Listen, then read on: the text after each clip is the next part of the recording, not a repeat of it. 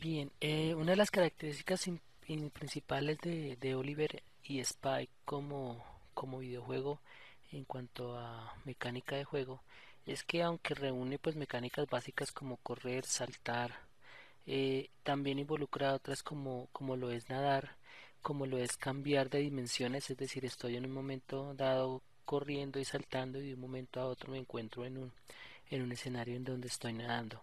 Eso desde el punto de vista perceptual, obviamente desde el punto de vista del manejo de controles ya involucra un cambio bastante drástico en la manera en la que se juega el juego. De todos modos resulta bastante interesante porque es un reto cognitivo y al mismo tiempo es un reto de mecánica tratar de procurar este manejo de controles. Vamos a ver un video en donde se representan las mecánicas, la forma esencial en la que se ha definido y planteado el gameplay del videojuego.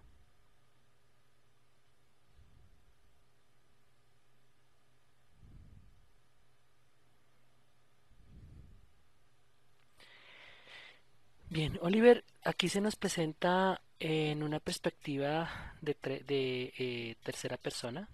Vemos cómo la cámara realmente asume una posición bastante superior en altura a lo que es el personaje, lo que nos permite en cierta forma no solo ver al personaje en un plano centrado, sino que nos permite ver también una gran parte del escenario, podemos ver el entorno que rodea al personaje, podemos ver también los caminos posibles en el transcurso del videojuego, pero también podemos ver de una manera cercana los obstáculos y las metas que se plantean en el videojuego.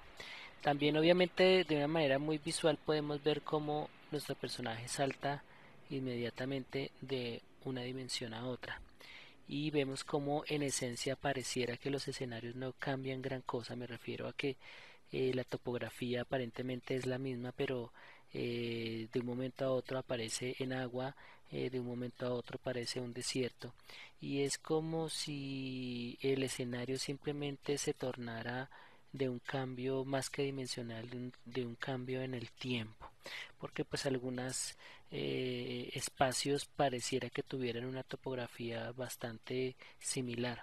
Me refiero a que el diseño de los caminos pareciera que fuera el mismo, solamente que cambian algunas condiciones del espacio geográfico.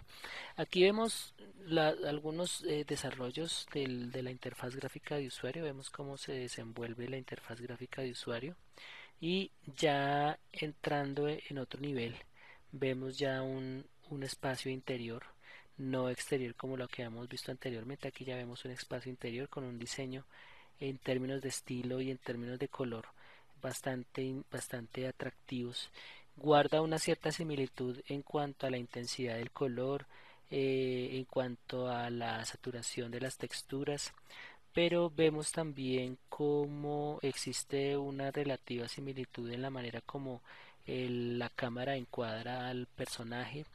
A diferencia de lo que vimos en los espacios abiertos, aquí la arquitectura es muy cercana a la cámara, lo que aparentemente evita utilizar ese efecto de fog, ese efecto de desenfoque hacia lo lejos que veía, como me permitía ver como medio borroso la lejanía del escenario. Aquí ya vemos una arquitectura un poco más cerrada, un espacio mucho más cerrado. Puede decirse en este caso que es más fácil discernir la ubicación de ciertos objetos, de ciertas cosas, porque la cercanía visual y obviamente la diferencia que existe entre la ubicación de los objetos y los obstáculos que los impiden ver, pues es relativamente más sencilla de manejar que en el caso anterior. Aquí vemos cómo cambia la arquitectura cuando se cambia de dimensión. Pareciera que cuando hay agua se quiere contar una arquitectura ya en ruinas, que no es este caso. Por ejemplo, que el personaje está caminando, pareciera una arquitectura en pleno auge, una vegetación fresca, unas plantas muy frescas, mientras que cuando está inmerso en el agua pareciera que cambia circunstancialmente todo el contexto. Aquí ya vemos algunas cosas un poco diferentes con respecto a la vegetación, con respecto a algunos elementos dispuestos en el escenario, pero la generalidad de la forma es la que aparentemente se mantiene. Aquí también se puede observar cómo muchos de los objetos que se deben recolectar están condicionados a la dimensión en la cual el personaje se encuentra. De una u otra manera también pareciera que estos saltos dimensionales se pueden hacer de forma voluntaria. Me refiero a que no son necesariamente ligados a una necesidad como tal, sino que puedo saltar de una dimensión a otra según así lo quiera, como a mi antojo. Aquí vemos cómo se recogen algunos ítems. Fíjense cómo estos ítems se rodean de un pequeño borde que de una u otra manera le dice al usuario que el objeto está a disposición y fíjense cómo cuando se recoge o cuando se acerca al personaje también aparece un pequeño círculo con la letra X. Eso de una manera u otra pues está diciéndole al usuario de qué manera es que debe interactuar con el objeto, qué tecla debe utilizar para poder interactuar con el objeto. Y eso pues ya es una ayuda visual bastante interesante para poder manejar correctamente el videojuego. Fíjense cómo el manejo de cámara resulta bastante interesante. Yo puedo pivotar la cámara tomando como eje el personaje y esto me permite observar el escenario en sus dimensiones, observar el escenario de tal manera que pueda yo fácilmente detectar visualmente la presencia o ausencia de un determinado objeto. En este caso pues no vemos nada ligado a enemigos, por lo tanto podría decirse que también esta visualización de cámara nos permitiría ver cuál es la posición de los enemigos. Aquí vemos unos ítems que están dispuestos de forma lineal. Esto obviamente pues no ofrece ningún rango de dificultad, digámoslo así, que amplio, pero más bien lo que ofrece es la posibilidad de recuperarse fácilmente o de recuperar puntaje o de obtener puntaje de una manera sencilla. Vean, fíjense aquí la disposición del terreno, cómo varía en cierta forma. Aquí ya vemos una serie de enemigos con los cuales yo puedo interactuar. Fíjense cómo a los enemigos les aparece una línea de vida que visualmente le permite al usuario tener claro cuál es el desempeño que va teniendo el enemigo en ese momento, qué tanto daño le estoy haciendo y qué tanto daño me hace falta generar para que el, el, el mostrico desaparezca. Vemos la mecánica basada en puzzles, en rompecabezas. Debo resolver un interrogante de tipo lógico, encontrar un obstáculo y tengo claro que una vez ha sucedido eso pues puedo resolver fácilmente dicho obstáculo. Aquí vemos una disposición bastante interesante del escenario porque realmente asemeja mucho a los videojuegos basados en plataformas como Mario Bros. Pero aquí la cámara, como está dispuesta en tres dimensiones, pues nos permite ver en una perspectiva completamente diferente a estos juegos 2D de plataformas estilo Mario Bros. Pero aún así fíjense que el recorrido que debe hacer el jugador es completamente lineal.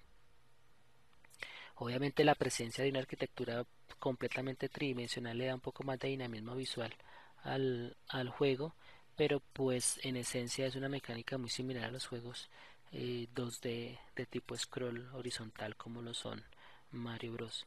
Bien, aquí vemos lo que podría decirse que es una batalla final con un enemigo mucho más poderoso. ¿De qué manera yo dispongo de objetos colectados anteriormente para poder atacar o para poder defenderme de este personaje? Aquí curiosamente vemos cómo se manifiesta nuestro compañerito perrito. De una manera u otra lo usamos para distraer el monstruo grande. Y aquí vemos cómo esta modalidad de juego, este modo de juego en el que yo tengo que controlar muy hábilmente los dispositivos de control para poder pasar los obstáculos, muy similar al parkour. Creo que de hecho puede decirse que es parkour, entonces eso ofrece un nivel de dificultad bastante interesante. Aquí simplemente colecto objetos, me voy devolviendo. Una de las cosas interesantes que tienen esta modalidad, estos tipos de juegos basados en plataformas, sobre todo cuando tiene una gran cantidad de ítems y cuando no tengo precisamente el tiempo en contra mía, es que puedo recorrer el escenario, puedo darme el lujo de recorrer el escenario y colectar diferentes objetos.